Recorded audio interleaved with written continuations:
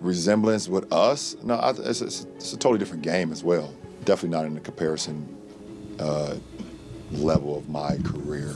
That was LeBron talking about how the Cleveland Cavaliers today are much different from the Cavaliers back in the day in terms of performance. He wasn't wrong, and we already knew this, but as the interview continued, he said something even more shocking about the team that had Cav fans calling for his cancellation. The night the question got asked, start with the setting, because the setting is the whole story. This was the Lakers' trip to Cleveland, and by the time the horn sounded, the Cavaliers had blown out the Lakers 129-99. LeBron himself had one of his quietest nights of the season, finishing with 11 points on 3 of 10 shooting. The score, though, was not the headline. In the first quarter, the arena played a tribute video.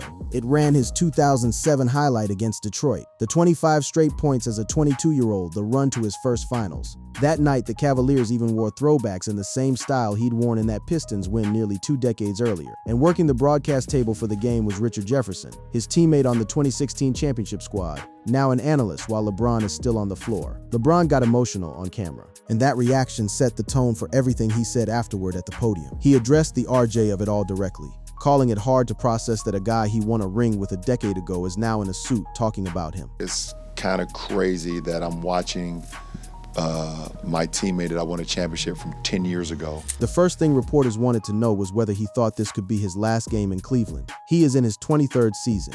He is 41, and he is not under contract for next year. He didn't give a yes. He didn't give a no. He gave the version of an answer he would repeat all night. Just trying to take everything in, not take the moments for granted, because it could be. From there, the questions moved through his son Bronny, who got the "We Want Bronny" chant and a fast break dunk before finishing with 8 points in 8 minutes. They moved through his mother, Gloria, who was up in a suite watching her son and her grandson play in the same league on the same night, a moment LeBron said he couldn't even wrap his brain around, and one he capped by handing her his game-worn jersey at the end of the night. They moved through the 10-year anniversary of the 2016 championship, and the group chat he still shares with Kevin Love, Tristan Thompson, Channing Frye, and Richard Jefferson, a group he said is planning a reunion once the season ends. And then near the end of the session, a reporter asked the question that the entire internet clip is built on. The reporter pointed out that LeBron has watched this Cavs team grow from a distance, twice a year, every season. Then came the ask, what have you seen from this group?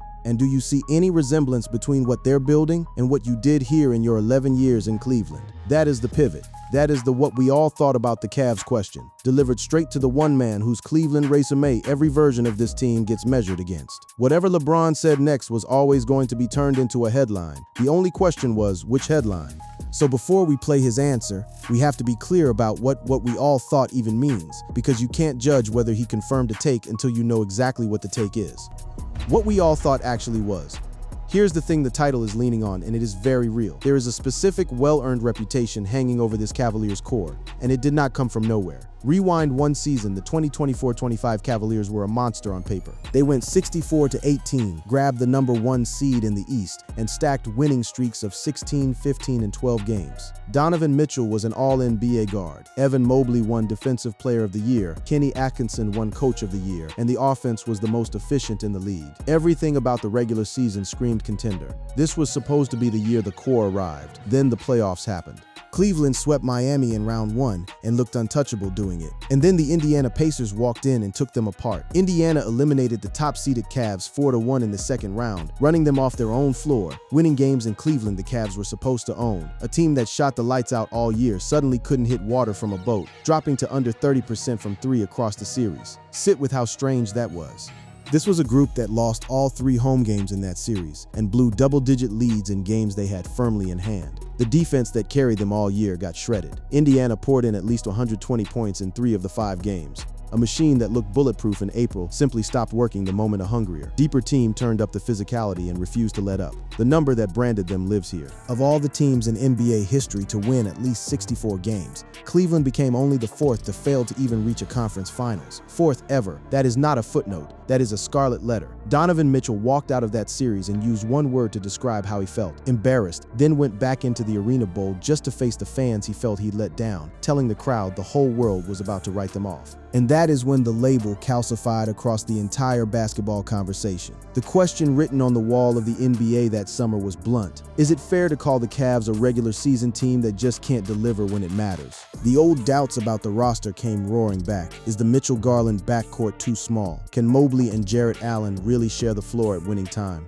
Does a system that wins 82 games fall apart the second a disciplined playoff team muddies it up? Every soft spot people had politely ignored during the 64-win parade got dragged back into the daylight. And this time, nobody was in a mood to ignore them. The counter-argument existed, and it was reasonable. Cleveland went into that Indiana series banged up. Garland, Mobley, and Hunter were all dealing with injuries, and blowing up a team that just won 64 games because of an injury-plagued postseason would have been an overreaction. But that nuance is not what stuck. What stuck was the headline version, the meme version, the one that fit on a thumbnail. So when we say what we all thought about the Cavs, this is it. Not that they're bad, that they're a beautiful regular season machine that shrinks in May. A team that piles up wins and banners and awards and then hands them all back the moment the stakes get real. A very good group that is not and maybe cannot become the kind of team that plays deep into a postseason. That is the reputation LeBron was handed at that podium. Now watch what he did with it. What LeBron actually said. The first thing to understand about LeBron's answer is that he did not attack it head on. He backed away from it. Before he offered a single word of analysis, he flagged that he didn't want to be the guy grading this team at all. I mean, it's a really tough question for me to answer. He didn't leave it there. He explained the reason he was uncomfortable. And the reason is important because it undercuts the idea that he was delivering some grand verdict. His point was that he isn't inside the building. No locker room, no film sessions, no bus rides. So he doesn't think it's his place to break the team down. Because I don't really like to comment on, I'm not a part of that locker room. I'm not a part of the film session. Then, when he did engage, the first concrete thing he reached for wasn't a shot at the Cavs. It was a defense of them. He went straight to their injuries, naming the guys who'd been out and framing this team as one still waiting to be whole. And they, obviously they want to get healthy. Obviously Evan being out, Darius being out. Only after all of that hedging did he get to the line the clips are built on. And it's worth noticing exactly what he was asked. The reporter didn't just ask if this Cavs team was good. He asked whether LeBron saw a resemblance between what they're building and what LeBron himself did across 11 years in Cleveland, a title, 4 straight finals, the whole legacy. That is a loaded frame. It quietly invites LeBron to either crown the current team as his heirs or to say they fall short. There is no neutral answer to a question built that way, and LeBron, to his credit, seemed to sense the trap. He gave the honest answer to the literal question, do they resemble what I did? Resemblance with us? No, it's a totally different game as well. Number. Now, read the phrase he used, a totally different game. He didn't say a worse team. He didn't say frauds. He reached for era. The idea that the sport he played in Cleveland and the sport being played now aren't the same thing. So the comparison itself is shaky. And to make that point, he pulled up his own resume. The runs from 2014 through 2018, the finals trips. What we was able to accomplish in 16 or even just 14, 15, all the way through 17, 18. And notice that even while he was building the case for his own teams, he wasn't tearing the current one down to do it. He kept sprinkling in respect for the group he was talking about, describing his old squads as good, great, decent, depending on the year, and reminding everyone that his 2018 team was written off before it surprised people and reached the finals. He was grading on a curve that includes his own underdog runs, not holding the Cavs to some flawless standard nobody could meet. Then the 2 lines that got screenshotted into 1,000 thumbnails. He said flatly that this current group does not belong in the same conversation as his prime. Definitely not in the comparison level of my career. And he closed by saying that even attempting the comparison would be unfair, not just to himself, but to the current Cavs too. I think it's a disservice to everybody and everybody included. So that's the raw material. On its face, LeBron looked a Cleveland reporter in the eye and said this Cavs team does not compare to what he built. That is the sentence that made the video. Whether that sentence means what the headline says it means is a different question, and the answer lives in why he framed it the way he did. Why did he frame it that way? This is where the story gets more interesting than the screenshot, because everything around that answer was shaped by the fact that LeBron was in an unusual headspace that night. He told the room, more than once, that the reason he was so present, so emotional, so reflective, was that he genuinely doesn't know how much time he has left. He's 41 and staring at a finish line he can't quite see. He admitted that even 8 years ago, walking out of Cleveland, the idea of still lacing them up in 2026 would have sounded absurd. When I left to go to LA, I would have, if you would have asked me, would I still be playing in 2026, I would have said no. And when reporters pushed on why he keeps going at 41, why he keeps grinding through year 23, he framed the whole thing as a personal war with the clock, a fight he says he's taking personally and intends to keep winning as long as he can. That matters. How can I continue to, I'm at a battle with Father of Time, and I'm kind of taking it personal.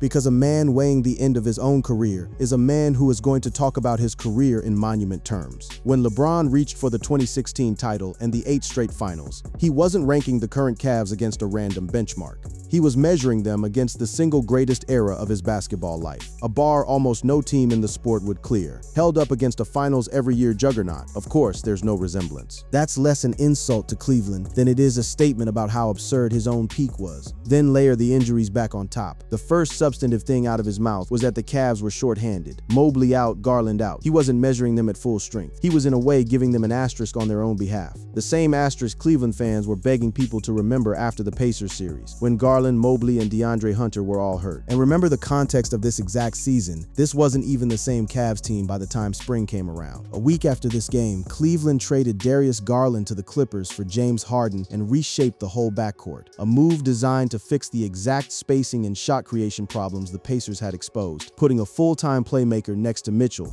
and opening the floor around Mobley and Allen. The group LeBron was being asked to judge in late January was mid-transformation, injured, and nowhere near its final form. He seemed to know that, which is part of why he kept insisting he wasn't the right person to be handing out grades. There's also the matter of why LeBron himself was still standing there at all. When reporters asked what keeps him going, he didn't talk about rings or records. He talked about still loving the work and about wanting to pour whatever he has left back into the game and the people coming up behind him, because as he put it, he'll have more years in his life without basketball than with it. Yeah, my why has been that I'm still playing this game at a high level and I still love the process. That is not the mindset of a man looking to settle scores or knock a rival franchise down a peg on his way out. It's the mindset of someone savoring the last stretch of a long road and being careful with his words while he does it. And there's who LeBron is in this story. He grew up 35 minutes south of that arena. He brought that city its only championship. When he talks about the Cavs, he is not a neutral analyst. He is the franchise's most famous alumnus, standing in the building where his jersey will one day hang, being asked to rate the current tenants. A man in that position does not casually torch the team, and he didn't. He praised the crowd. He praised the memories. He wrapped every hard sentence in "that's a tough question, and it's not my place." Hanging over all of it was a subplot that made the whole night heavier. LeBron is an unrestricted free agent after this season, which means a Cleveland homecoming isn't pure fantasy. The tears during that tribute had plenty of fans openly campaigning to bring him back for a final chapter. Whether or not that ever happens, think about the spot it puts him in. You do not trash a roster you might theoretically join. You do not close the door on a city that just gave you a standing ovation and might sign your last contract. Every incentive he had that night pointed toward grace, not shade, which is one more reason to be suspicious of a headline that turns his careful non-answer into a mic drop. So the honest read of the moment is a man being asked to compare, saying the comparison is unfair, pointing at his own once-in-a-generation resume as the reason, and shielding the current team with their injuries on the way out the door. Which brings us to the only question that matters. Does that add up to LeBron confirming what we all thought about the Cavs? Or does the headline take a gracious hedged moment and squeeze a verdict out of it that LeBron never actually gave? So did he confirm it? Here's where we land, and we'll give it to you straight. The kernel of truth first, because it's fair to LeBron and fair to the headline. He did plainly say this Cavs team does not compare to his teams. Asked directly for a resemblance, he said no. Asked about the level, he said definitely not in the comparison. Level of my career. Those words came out of his mouth in Cleveland on the record. If your entire what we all thought is simply, these Cavs aren't on LeBron's level, then yes, he said it, and the headline has a leg to stand on. But the popular version of what we all thought about the Cavs was never really they're not as good as prime LeBron. Almost no team is. The take that actually stuck to this franchise was sharper and meaner. That they're playoff frauds, regular season darlings who choke when it counts, a flawed core that can't get out of the second round. And on that, the take that actually hurts, LeBron confirmed nothing. He never touched their playoff heart. He never called them soft. He didn't mention the Pacers' collapse. What he actually said was that the eras are different, that his own peak was the measuring stick, and that the current team was hurt and still figuring itself out. He even called the whole comparison a disservice to everybody.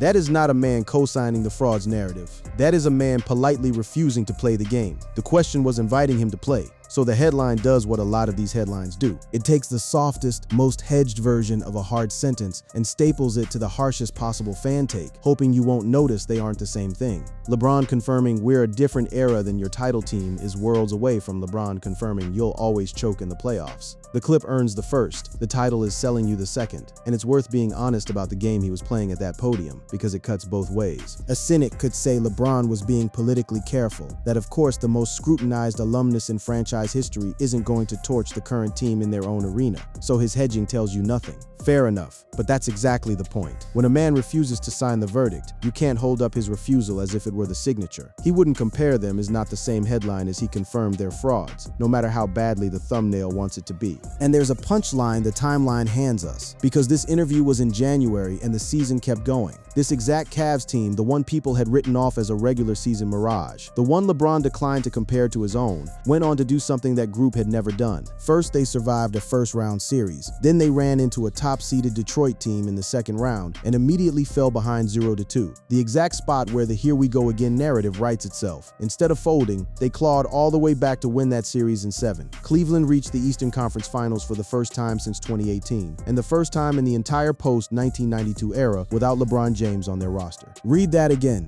The franchise had not made a conference finals without LeBron in over 3 decades, and this maligned, can't win in the playoffs core did it. They did eventually run into a wall and get swept by the Knicks once they arrived, so the doubters weren't fully wrong either. The ceiling is real. But the specific, cruelest version of the take, that they can't even reach a conference final version, this team buried a few months after LeBron sat at that podium and said there was no resemblance. So the verdict, did LeBron confirm what we all thought about the Cavs? Only if you shrink what we all thought down to its most harmless piece. On the version everyone actually meant the frauds, the chokers, the core that can't matter in the spring. He confirmed the opposite of a confirmation. He hedged. He pointed at his own historic peak. He covered for their injuries. And then this very team went and played its way into the conference finals. The screenshot says he confirmed it. The full tape and everything that happened after it says the headline is doing a lot of heavy lifting. That's the read. Watch the clips for yourself and tell us in the comments, did LeBron confirm it or did the internet just want him to? I won't be one of those guys that, won't be able to walk off the court, that's for sure.